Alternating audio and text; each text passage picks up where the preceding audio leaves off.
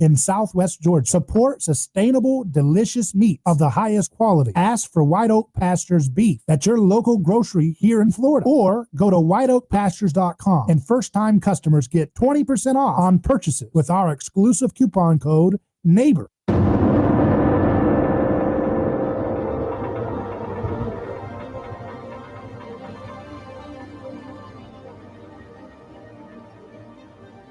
From the heart of Central Florida, you're listening to the most electrifying show in media, A Neighbor's Choice. And I'm your host, your neighbor, David Gronowski. So glad to be with you again for our second hour of today's radio broadcast. And we're happy to have our affiliates with us. If you're listening on radio, set it to this station. You don't want to miss a single episode. As we dive into the news, we dive into culture, science, we get into the whole holistic picture. Everything that matters to your life, we delve into it together, exploring how nutrition and medicine, science and energy, thinking about mindset, thinking about economics, personal finance, and of course, the big enchilada that everybody's so excited about, which is politics. We get into that as well, because our mission is to challenge toxic groupthink wherever it is and to help us think about how it forms. How does groupthink become a phenomenon? How does it manifest in difference? How does it create a bystander effect? Every single person, I just got to see individuals, real heroes, who called into my show earlier, year ago, 2 years ago, from prison with no hope, but feeling like they're still determined, with back-to-back life sentences for a first-time nonviolent offense. People like John Bolin and his wife, June Bolin, called in. She called in on the outside. He called in from prison about a year and a half ago or so, asking for clemency from President Trump on my program. It then ended up happening a couple weeks ago, and I got to meet John and June, and wow, was that a wonderful time. Talk about a happy, satisfying thing to be a part of as a career, is to see families united. There's nothing better than that. Nothing better than that. There's no argument that rebuts the power of families united again from unjust sentencing. Seeing Duke Tanner, the champion boxer, I got to see him, and seeing his son hugging and being together, that's a powerful story. You cannot challenge that. No argument challenges that. Nobody stands in good conscience against families uniting and being together. But one of the things I have to say, for folks who are, concerned about what to do and they don't know what to do, let me tell you something about the preferred candidate of the media, Joe Biden. If you are someone who's concerned with criminal justice reform, if that's a big issue for you, maybe you're in college and you know about the unjust justice system and you're compassionate for people, you're not going to get good results with Joe Biden. Joe Biden spent 50 years of his career doing everything he can to enable and to inflame the criminal justice crookedness. He did everything he could to exploit minority communities in the service of his political career, to exploit them by ginning up animosity for people in underprivileged communities, to have them locked away and thrown away and marginalized. And you can rest assured that a crooked cop like Kamala Harris and Joe Biden are not going to do a darn thing to advance justice reform beyond what President Trump has already started. Another thing, if you care about ending wars, if you care about having a pro-peace foreign policy, if you care about ending neocolonialism and the occupation of other countries around the world, if you care about your soldiers, if you care about ending wars and downsizing our footprint, if you care about stop sending foreign aid to foreign dictators, you're not going to get any of that with a Joseph R. Biden or a Kamala R. Harris. You're not going to get any of that. You're going to get the same perpetual war, more. You're going to see them start trouble with Syria. You're going to see them start trouble with other countries. You're going to see them do drone strikes. You're going to see them do the same enabling of global organizations like the WTO, the WHO. If the WHO says put a mask mandate, they're going to do whatever they can to be obedient. If they say have a lockdown, they're going to do that. If they say force a vaccine, they're going to do that. They don't care about your family. They don't. So if you are a bleeding heart progressive, there's nothing to have your heart with Biden. There's nothing about progress with Biden and Harris. It is a last gasp of a tired, old, failing globalist era of TV party mentality. The TV party is not about left or right. It's about having a centralized control view of the world, that people are expendable and that it's all about trying to get power by pretending to have politically correct speech codes that somehow gives you a cover for being a nasty, snarling barbarian. And that's exactly what Biden has been. Every time it's time to go to war for the banks and the military-industrial complex, Biden says, yes, sir. Every time it's time to bail out a bank at your expense, Biden says, yes, sir. Every time it's time to surveil you, who've done nothing wrong, and to surveil political opponents, Joe Biden says, yes, sir. Every time it's time to print more money, Joe Biden says, yes, sir. Every time it's time to ruin your jobs by crippling it with more regulations, more interventions, more mandates, more cronyism, Joe Biden says, yes, sir. You don't want that in your life. You don't want to participate in enabling the hell of having a guy who has been burying your jobs and burying your future for 50 years to have 4 more years to be a puppet for the same crooks again. It's just not something worth wasting your time with. We don't want the Obamacare mandate back where they can fine you if you're a young family trying to make ends meet and cripple you with massive fees that just punish you because you didn't want to use their garbage corporatist healthcare plans and the Obamacare marketplace cronyism. You don't want that. Nobody wants that. Nobody wants regulations back. Nobody wants to be in the Paris Climate Accord where you're going to be crooked billionaires exploiting your fears, playing you like a fiddle to loot you and to divert your resources, your time on earth. Your resources cost you a tremendous amount of your time every year.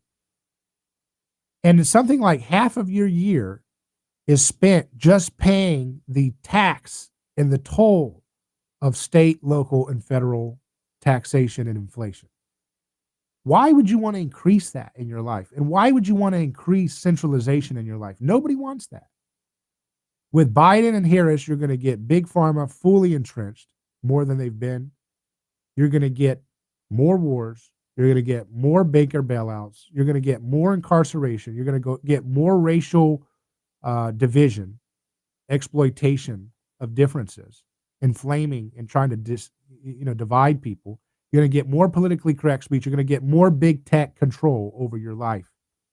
They're going to run media and big tech and the TV party media like again, an Orwellian nightmare where nobody's allowed to know that Hunter Biden is a crook of the highest order and a sick person with a lot of horrible, sick stuff. You're not allowed to know that in their disgusting world. I can't live in that kind of society. I cannot tolerate and go along with that. And so I think you need to take it very seriously. If you're going to vote, do not spend a moment's thought of endorsing or supporting the actions of Biden, because Biden is bad news for the least of these. And whatsoever you do to the least of these, you've done unto Jesus Christ. Whatsoever you've done to the poor, you've done it to God. Whatsoever you do to those who are languishing in prison, you've done to God.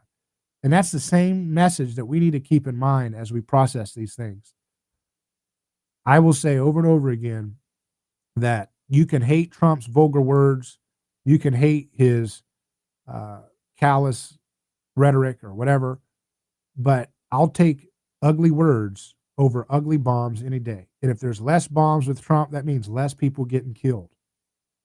If there's less mass incarceration, that's a good thing.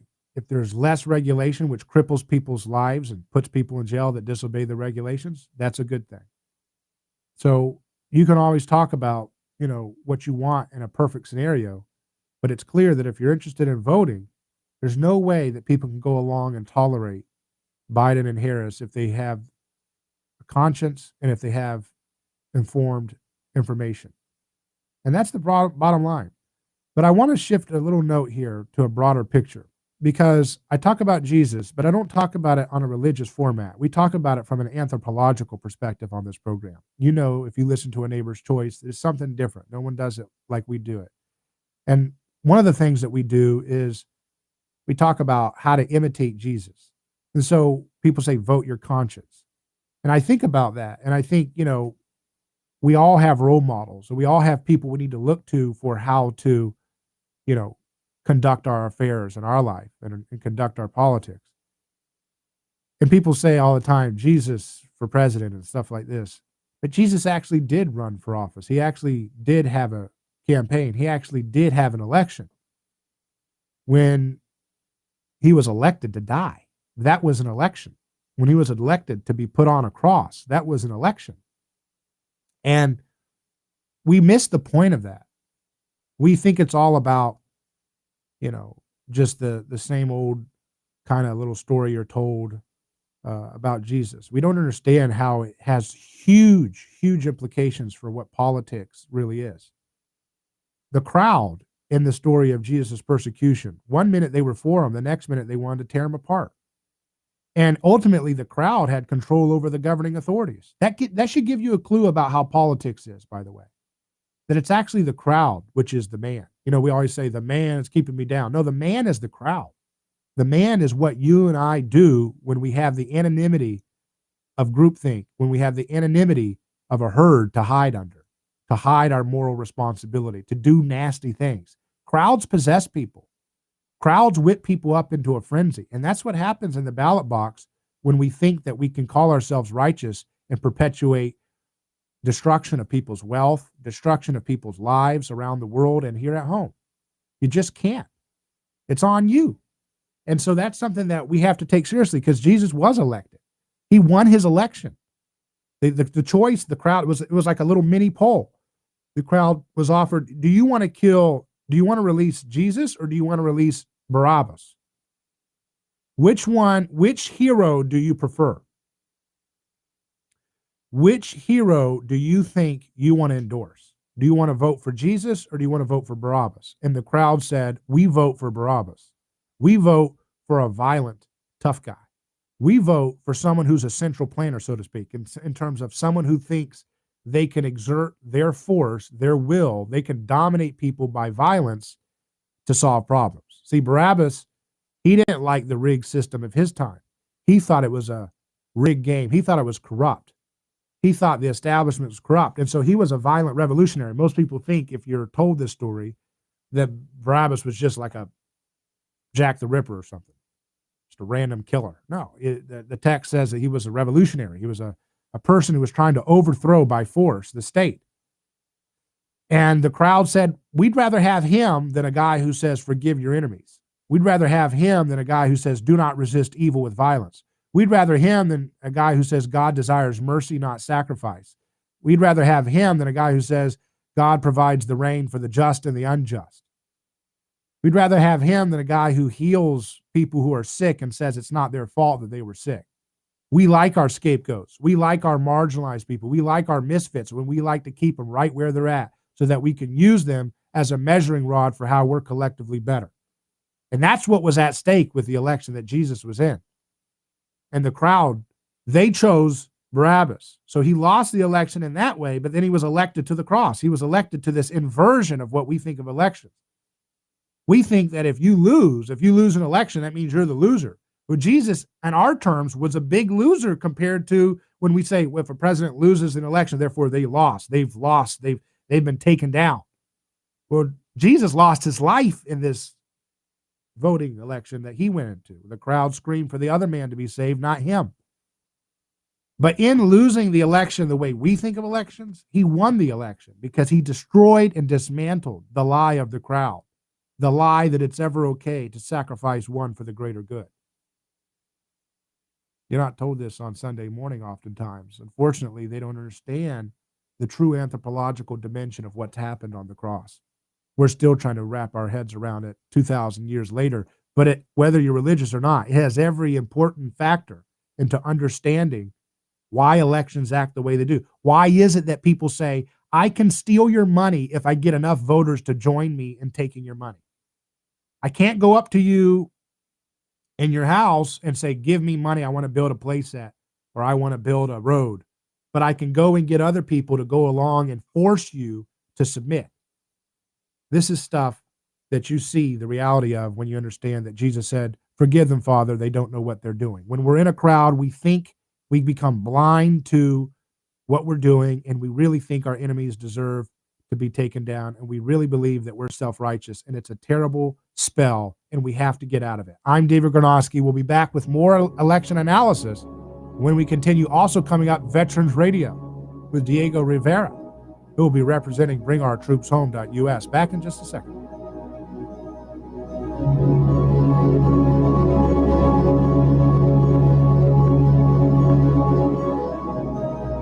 Hello, this is David Garnoski with A Neighbor's Choice. I've got a mission for you. I'm a big believer in eating family farm-raised, high-quality, grass-fed beef. That's why I'm a frequent customer of White Oak Pasture, a sixth-generation beautiful farm in southwest Georgia. Support sustainable, delicious meat of the highest quality. Ask for White Oak Pasture's beef at your local grocery here in Florida, or go to whiteoakpastures.com, and first-time customers get 20% off on purchases with our exclusive coupon code NEIGHBOR. If you want to grow your savings these days, it's good to own gold. Who wants to hold dollars in a savings account earning 0.5%? Instead, check out Monetary Metals, started by my frequent guest, Keith Weiner. They put your gold to work, and you earn 2 to 4% interest, paid out not in dollars, but in more ounces of gold. Plus, there are 0 vault fees. With several active deals open right now, they're taking new clients today. Learn more at interestongold.com/David. That's interestongold.com/David. A lawsuit is not something that anyone looks forward to. It's a stressful process. There are attorneys in Tampa Bay that keep clients well informed, creating less stress. That law firm is Catania. Personal injury law is defended with full disclosure. There is no guessing game. If it's an auto accident, medical malpractice, nursing home negligence, unsafe working conditions, or motorcycle accidents, the law firm of Catania will handle the process worry-free from start to finish. Many victims don't realize they have a claim for the loss until they talk to Catania. They only represent private individuals and treat every case as if it's going to trial. Putting families first is more than just a slogan. It's their way of practicing law. It's a commitment to you. Remember, they don't get paid if you don't get paid. So go to Catania.com. Over 28 years in practice. Catania, personal injury, auto, and motorcycle accident attorneys. Catania, putting families first. Office Tampa. Not attorney spokeswoman. David Garnoski here. Let me tell you about a man named Gabriel. Every day, Gabriel puts on his boots and drives across America to make sure our store shelves stay stocked with the food people count on. See, Gabriel served our country overseas.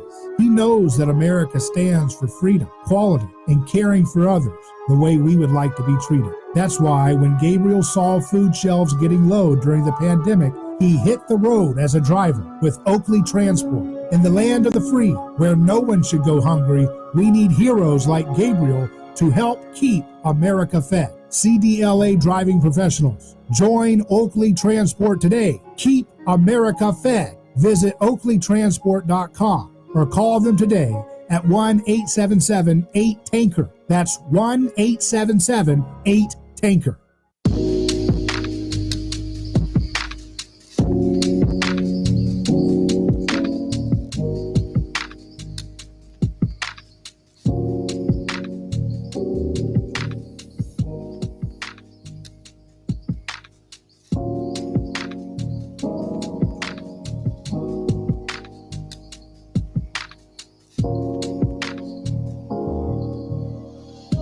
So Jesus said power is made perfect in weakness. That doesn't mean what we think of as weakness.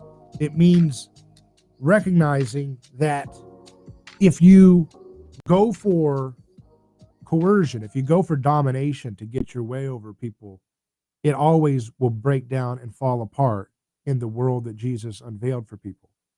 Jesus never wanted to be considered like another pantheon of another member of a pantheon of gods. All the different gods of the pagan and ancient world demanded sacrifice. They demanded blood for them to love you. And Jesus wasn't like that. Jesus said, what's happening is what you say are the gods demanding blood is actually just you. It's just crowds. It's just angry, crowd-possessed people who've lost their way. They've lost their ability to see straight and to deal with moral responsibility. And so think about the story of the woman accused of adultery. He says, who's going to cast the first stone? Which immediately is like a social Aikido move for disrupting the crowd possession that's plaguing every person in that assembly. Just like voters, they say, I didn't put the guy or person in the way of the drone strike, even though I hired the candidate who said he's going to, increase war, or she's going to increase war, like Hillary Clinton. It's not me. I'm just, I'm not responsible. That's just the same as the crowd of 50 people or whatever who are about to throw stones at the woman accused of adultery.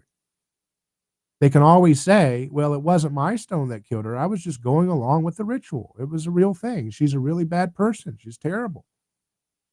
And that self-righteous delusion is what human beings cause problems with.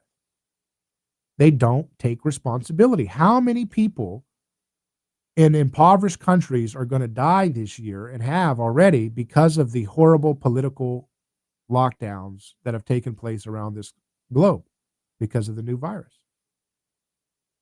And who's going to take responsibility for that? You don't think politicians will? Do you think bureaucrats will? No, of course not. They make these policies. They feel good about themselves that they get to have control over people. They get to enrich their friends who are cronies. And then millions of people die. Millions of people are sacrificed for their ignorant desire for control and coercion. And yet Jesus said power is made perfect in weakness. That's a slap in the face of everything we think about when it comes to elections, isn't it? When it comes to election, we are told to hire a person who will have control over, in this case with the president, the greatest army, biggest amount of nuclear arsenals that can blow up the world, and things we don't even know of, technology that can cause immense amounts of human suffering in the most creative ways. That is not the same as power made perfect in weakness, is it? And yet we say, no, don't you let Jesus touch politics. Thy kingdom come on earth as it is in heaven. That's what Jesus said.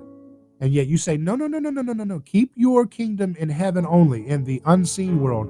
Keep your heaven stuff, Jesus, in the world that doesn't have to do with my idols, my need for control, my need to control my neighbor, my need to subdue and humiliate my rivals, my need to bomb people who the TV tells me to bomb, even though you know that media is lying to you about everything else. Why would you believe them when they tell you to go after another country that needs regime change? Why would we believe these liars when it comes to medical advice or how to treat our neighbor, how to deal with the economics that we face? So who are we going to trust? I trust the guy that says power made perfect in weakness. I trust the one that says mercy, not sacrifice. I think that's what's in the driver's seat of history. And whoever figures it out will be able to understand how to get with the program and maximize their life with an abundant life. Back in a second. You know what time of year it is. Hurricane conditions in the next 36 hours. You know what hurricanes can do. Devastating damage expected. Well, we want you to know, no matter how bad things get, Power outages. This is life-threatening. you can stay up to date with the latest information here. Your home for news, talk, and information. And remember, we'll keep an eye on the tropics. You keep an ear on us. Got batteries in the flashlight. The all-new News Talk 1040 WHBO. Yeah, we got our radio set. Nearly 98 million votes have already been cast on this eve of the 2020 election. Pennsylvania is a main focus for both campaigns.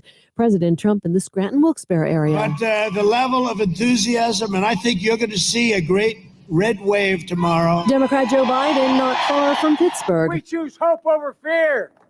We choose unity over division.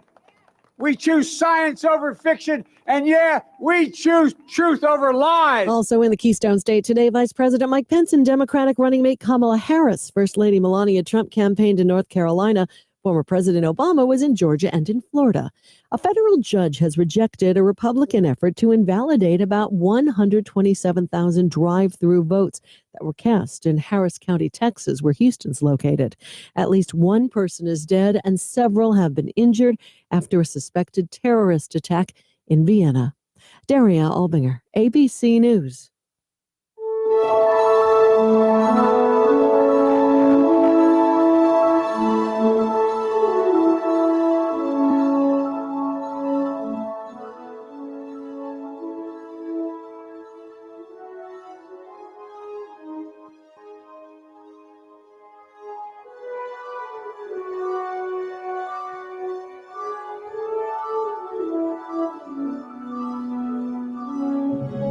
So Biden says in a campaign stop, we choose hope over fear, and yet they want to float the idea of another 30-day lockdown. They want to float the idea that it's okay to lock up your neighbor in Michigan if he's buying a seed or something, or lock up someone because they have their gym open or their bar open or restaurant. That's not hope. That's nothing but fear. That's a sick, nasty, barbaric way of treating human beings.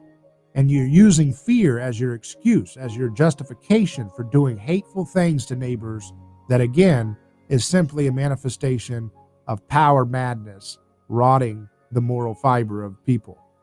Well, we have to now turn to an issue that I think is so important in our time today. And it's something that actually has, one of the issues that is most able to be affected by presidential elections is foreign policy.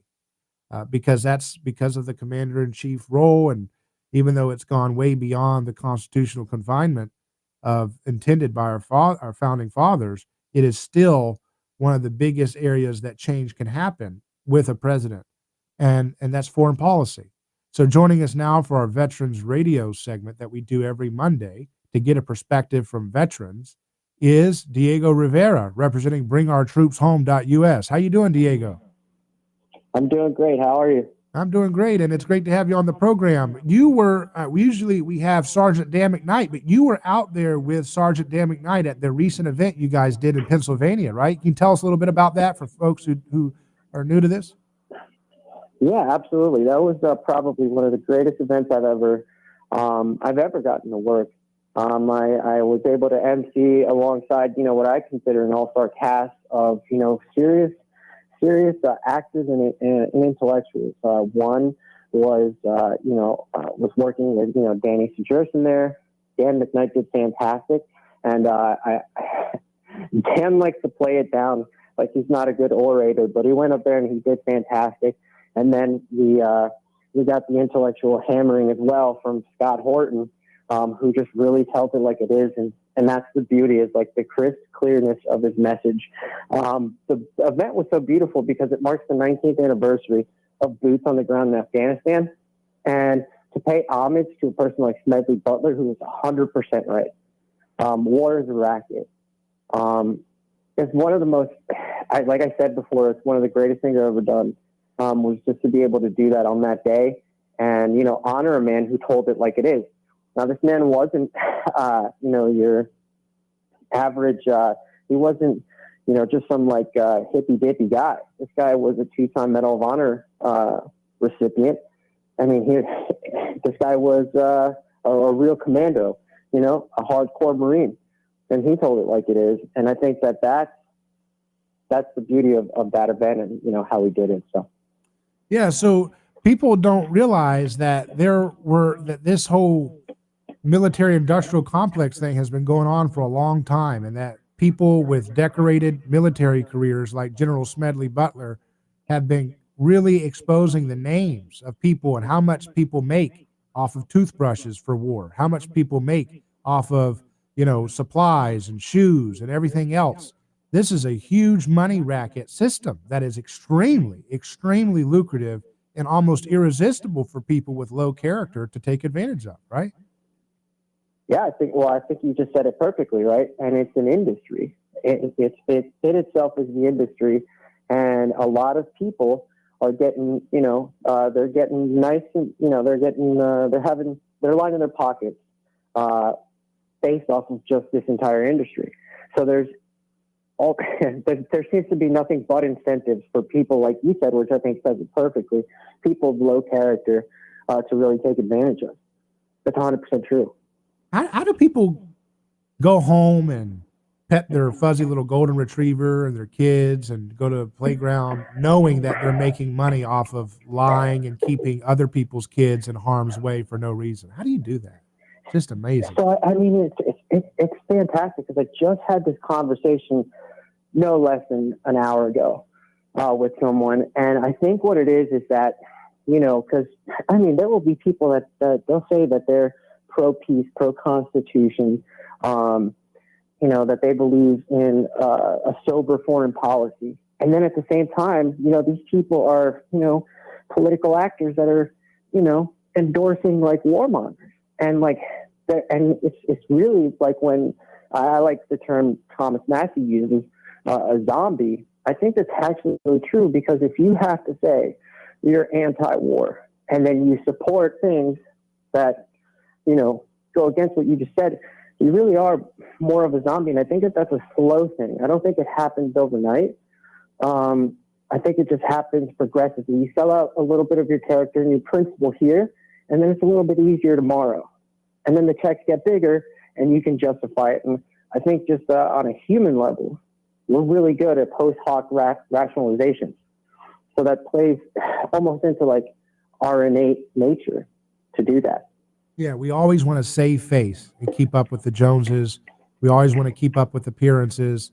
And we can always, humans are very good at creating clever lies to justify any of their wicked behavior. They just hate taking responsibility, don't they? We all. Yeah. And they're really good at post hoc rationalizations. I mean, it's the only way that, because like I said, I just had this conversation and people are telling me, they're saying they're anti-war, but at the same time, they're backing horrible people. And it's like, yeah. And that's me. That's when you're a zombie. And how come, another thing that's interesting is, you remember back in 2004 when Bush was doing the horrible Iraq war, and you had this situation where people were waking up to the awfulness of the war. You had the left was really big on it. They had folks like Cindy Sheehan, which were kind of like that was their ploy. That was kind of like an analogy to the Black Lives Matter, where they have George Floyd and Breonna Taylor. Back then they had Cindy Sheehan representing her son, right, over in Iraq. And today, those same voters, it's like they forgot that plot line. It's like they forgot that, wait a second, we were in the streets with 1 million people marching against, the war and for Cindy Sheehan. And now, Cindy Sheehan would be accused of being a right-wing, fascist, basically. I don't know what she's doing now, but that kind of voice saying, hey, let's end endless wars, if they're not on, they would be thrown out the window, because Biden is courting with neocons. He's courting with the George W. Bush, Dick Cheney wing. Yeah.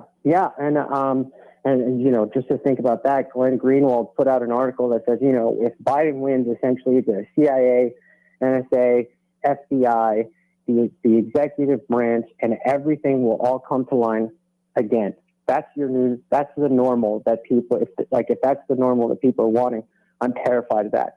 But as far as like the left's hypocrisy, I have, I don't know, my personal opinion is that there are, what I call red-pilled progressives that are, have stayed true and consistent. Your Matt Taibbi's, your Glenn Greenwalds, your Jimmy Dores, who, have maintained consistent on this anti-war stuff. They're the ones that, the entire time that Obama was in were, crying about the fact that, let's not forget that the Democrat took us from 2 to 7 wars in the span of 8 years, right?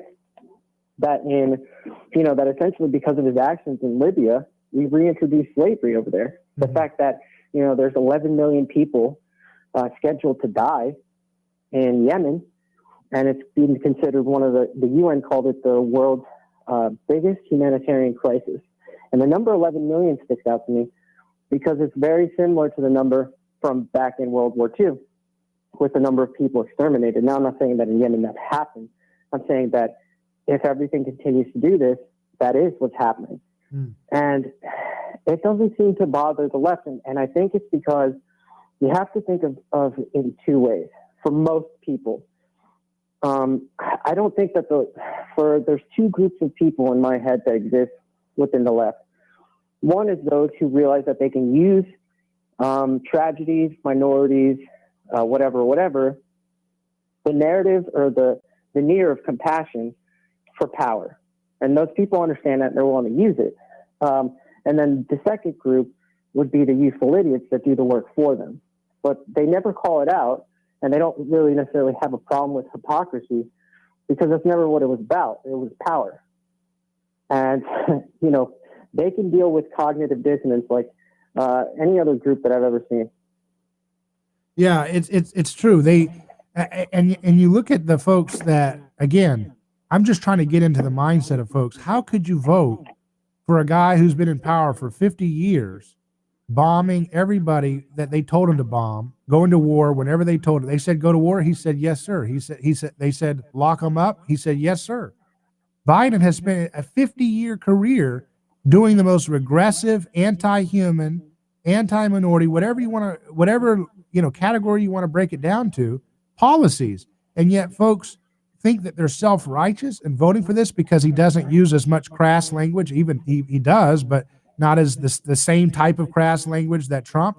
Why do people care more about words and rhetoric than they do about actual human suffering? To me, when I see the people that Biden made a massacre of in Libya and Syria and Iraq, Afghanistan, Yemen, like you mentioned, and other places, Somalia, I see that we need to say their names, say the names. Let's find the names and make Biden say their names. But there's no left-wing cultural energy for that because it's like the media got them whipped up about Cindy Sheehan and that narrative in 2004 because it was an election and they were trying to hang the election onto George W. Bush. But for some reason, when the media doesn't want to stop a war, they just turn that switch off, and the TV people who are owned by TV programming, they just shut down on cue, Yeah, it's amazing how they can just do this. I really don't know because for me it baffles me as well. I sit and think about this stuff probably a little too much. It occupies a lot of mental space because in my head, it's like, if you really cared, can we not triage moral atrocities? Right. So let's say that I agree with you, though, you shouldn't say mean things. Okay, that's great. But if we triage this on the hierarchy of moral atrocities, you don't think that bombing innocent women and children, reckless spending that will enslave your children, essentially shredding the Constitution in order to do this, a big spying apparatus, and essentially, fathers that will never see their kids that will never see their mothers murdered, and that doesn't bother you. But the fact is like, I have to, speak your language, and that's what really makes me think that it's more about control, because really they only use it when they want to say what I want you to say, repeat after me. And that's the only time that narrative really plays well for them is when they're using it for power. That's the only time they do it. And often what I've seen, I'm sure you've seen it too, is that when people do placate them, it's never enough. If you kneel on one knee, now do both. Now kiss my feet. And essentially there is no way to placate them. And I think it's not even helpful or useful to even bother to, because I think that's what's it's blown a lot of oxygen into that fire. Yeah, that's why I like it that it looks like African Americans and Hispanics are turning away from the Democrat Party in record numbers, and they've been in a long time. not because I endorse everything about the Trump, platform, but rather I like to see diversity. I hate monoliths, and I hate it when people feel like forced that they have to go along with a groupthink. Like, I have to go and support Biden. He can lock up everybody, but it doesn't matter. His brand is what I'm pressured into submitting to that brand for my life. And it's just so irrational that we can't have a culture where our politics is racialized. I think the most important thing we can do is unite people around the human person. That the reason why we oppose, unjust killings like George Floyd and Breonna Taylor is because human life is sacred, period.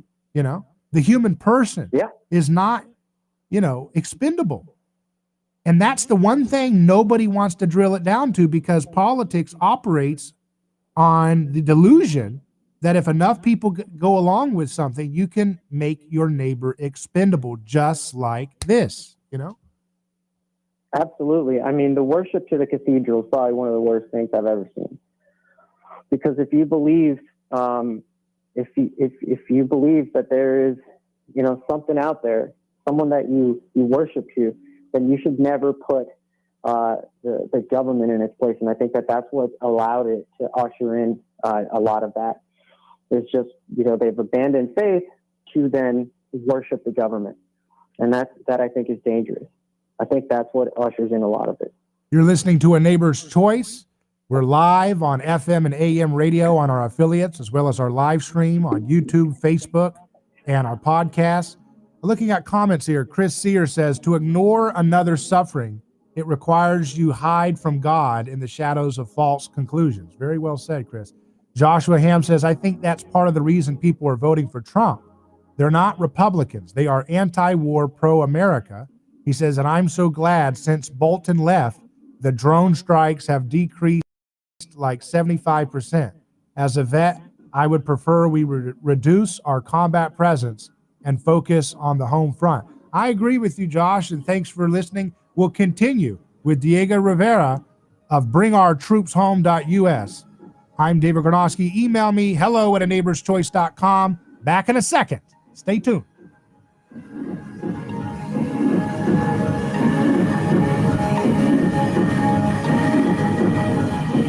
If you want to grow your savings these days, it's good to own gold. Who wants to hold dollars in a savings account earning 0.5%? Instead, check out Monetary Metals, started by my frequent guest, Keith Weiner. They put your gold to work and you earn 2 to 4% interest, paid out not in dollars, but in more ounces of gold. Plus, there are 0 vault fees. With several active deals open right now, they're taking new clients today. Learn more at interestongold.com/David. That's interestongold.com/David. Hello, this is David Gronowski with A Neighbor's Choice. I've got a mission for you. I'm a big believer in eating family farm-raised, high-quality grass-fed beef. That's why I'm a frequent customer of White Oak Pasture, a 6th-generation beautiful farm in southwest Georgia. Support sustainable, delicious meat of the highest quality. Ask for White Oak Pasture's beef at your local grocery here in Florida, or go to whiteoakpastures.com, and first-time customers get 20% off on purchases with our exclusive coupon code NEIGHBOR. A lawsuit is not something that anyone looks forward to. It's a stressful process. There are attorneys in Tampa Bay that keep clients well informed, creating less stress. That law firm is Catania. Personal injury law is defended with full disclosure. There is no guessing game. If it's an auto accident, medical malpractice, nursing home negligence, unsafe working conditions, or motorcycle accidents, the law firm of Catania will handle the process worry-free from start to finish. Many victims don't realize they have a claim for the loss until they talk to Catania. They only represent private individuals and treat every case as if it's going to trial. Putting families first is more than just a slogan. It's their way of practicing law. It's a commitment to you. Remember, they don't get paid if you don't get paid. So go to Catania.com. Over 28 years in practice. Catania, personal injury, auto, and motorcycle accident attorneys. Catania, putting families first. Office Tampa. Not attorney spokeswoman. David Gronowski here. Let me tell you about a man named Gabriel. Every day, Gabriel puts on his boots and drives across America to make sure our store shelves stay stocked with the food people count on. See, Gabriel served our country overseas. He knows that America stands for freedom, quality, and caring for others the way we would like to be treated. That's why when Gabriel saw food shelves getting low during the pandemic, he hit the road as a driver with Oakley Transport. In the land of the free, where no one should go hungry, we need heroes like Gabriel to help keep America fed. CDLA driving professionals. Join Oakley Transport today. Keep America fed. Visit oakleytransport.com or call them today at 1-877-8-TANKER. That's 1-877-8-TANKER.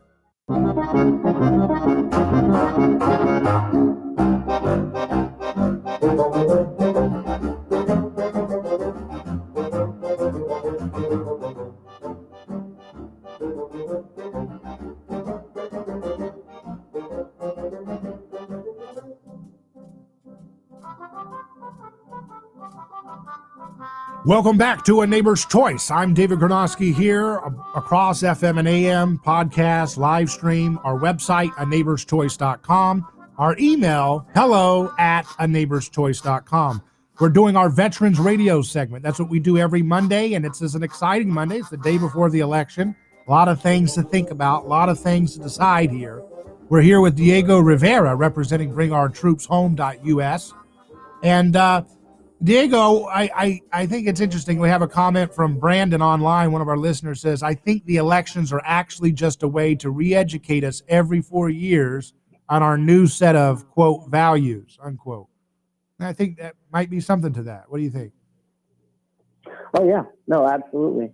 It's weird because I agree with that statement. It is sort of...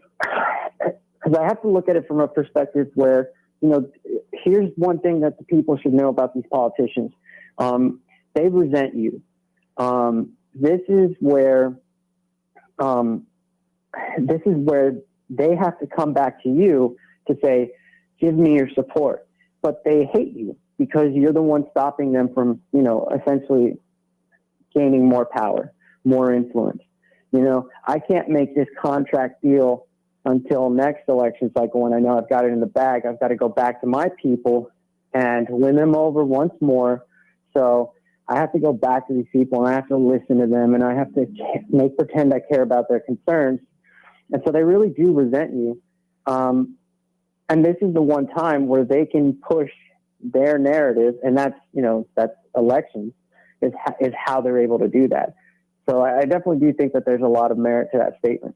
So Diego, we're talking about foreign policy from a veteran's perspective, as we do on Veterans Radio. And I have to mention the Hunter Biden thing. You're not allowed to talk about it, but it's all this information that seems to show active deals being made by the Biden family with all kinds of countries overseas, different deals going on. And it looks like perhaps compromising material that they have on the Bidens. And first of all, you look at how cheap the Biden family is. You don't have to do much to get Biden to sell out on a foreign policy choice, apparently. And number two, the media has done this Orwellian blackout of this story. This is a legitimate story. This is not a rumor. I mean, they came out with that.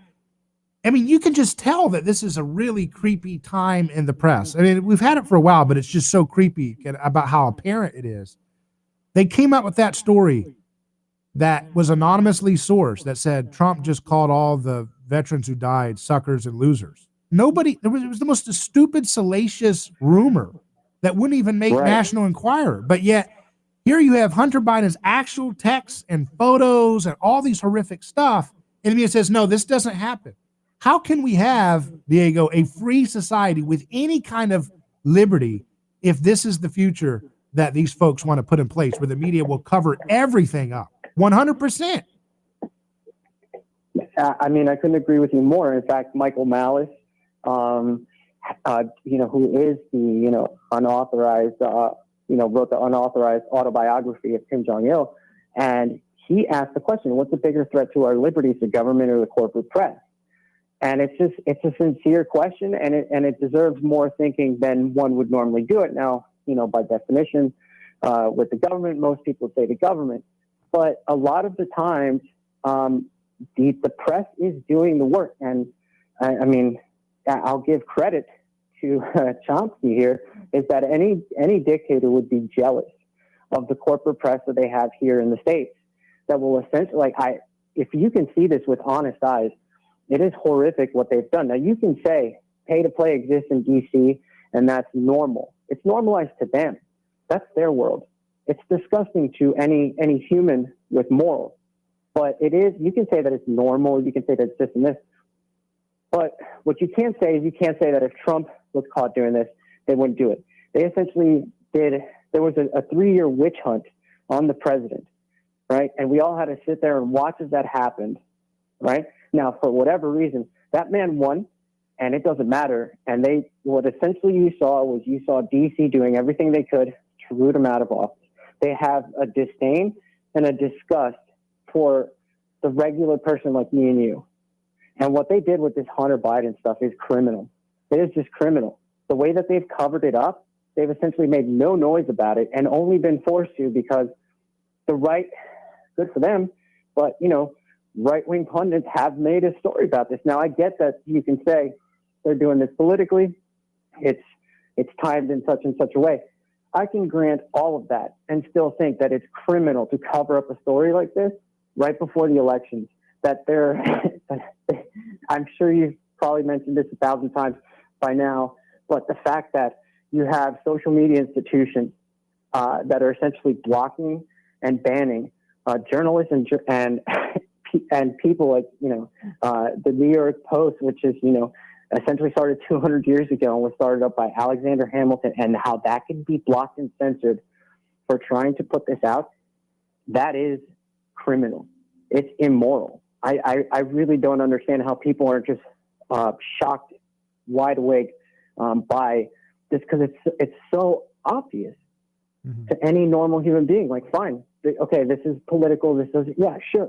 But look at the merits of this. And they won't. And there's, like I said, there's honest, like, left-wingers like Matt Taibbi, Glenn Greenwald, who just came out and resigned from The Intercept because they were